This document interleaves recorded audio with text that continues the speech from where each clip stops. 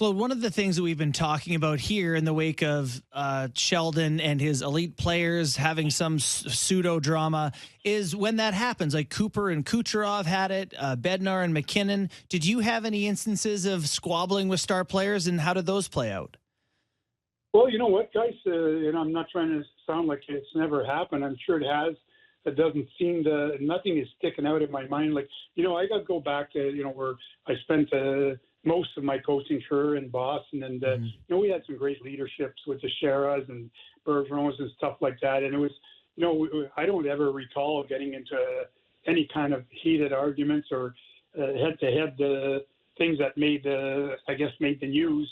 But there was conversations, behind closed doors. Sometimes players would come and ask about certain situations, and it was handled more that way than it was publicly. And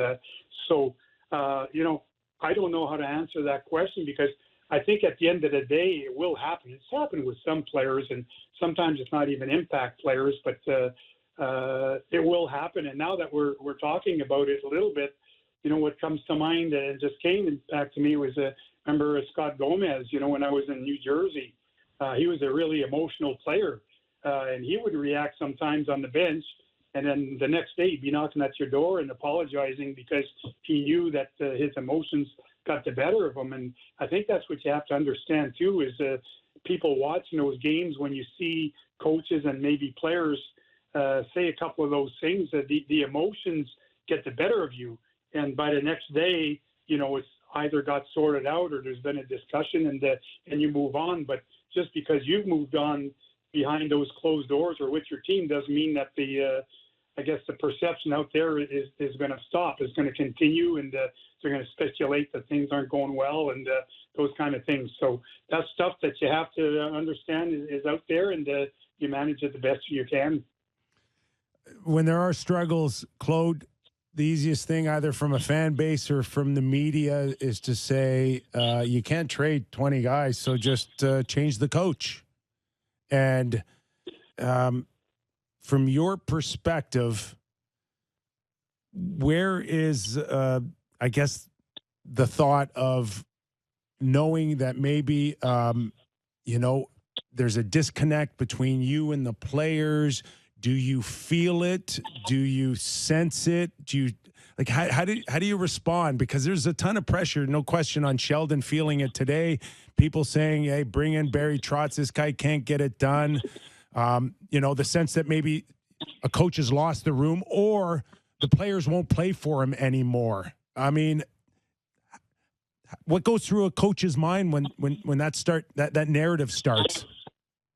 Well, I guess, he's the only one who knows whether he's lost the room or not. When I say he's the only one, he's the one on the inside who knows that.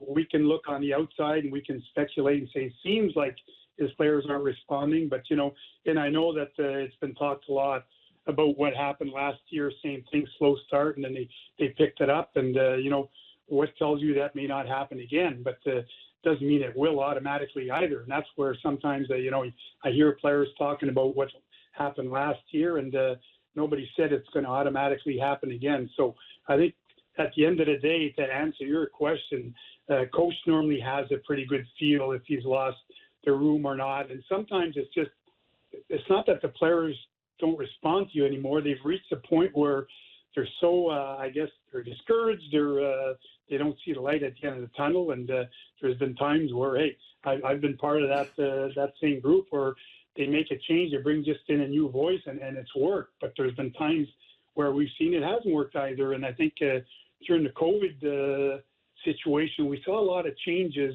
in a lot of teams that it didn't make much of a difference.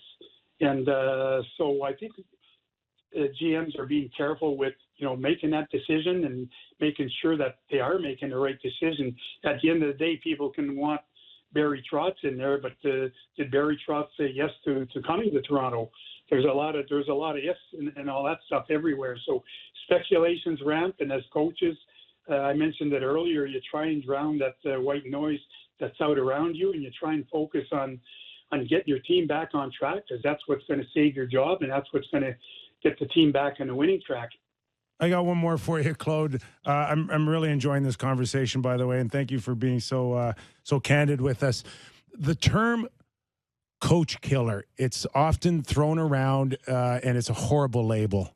It's right up there with being accused of being soft, in my opinion. Do they really exist from your experience? I think so. Name names, Claude. We want names.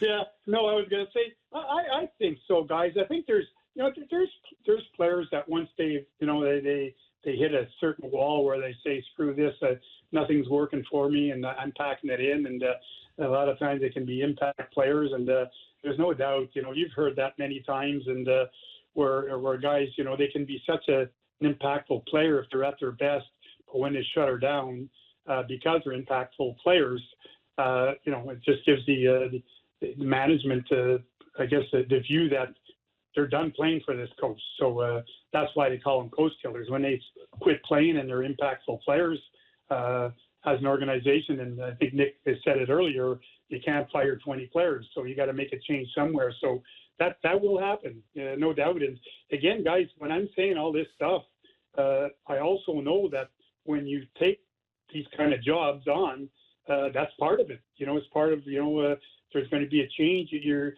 I always said you negotiate your contract not for when you're working, but by when you're fired.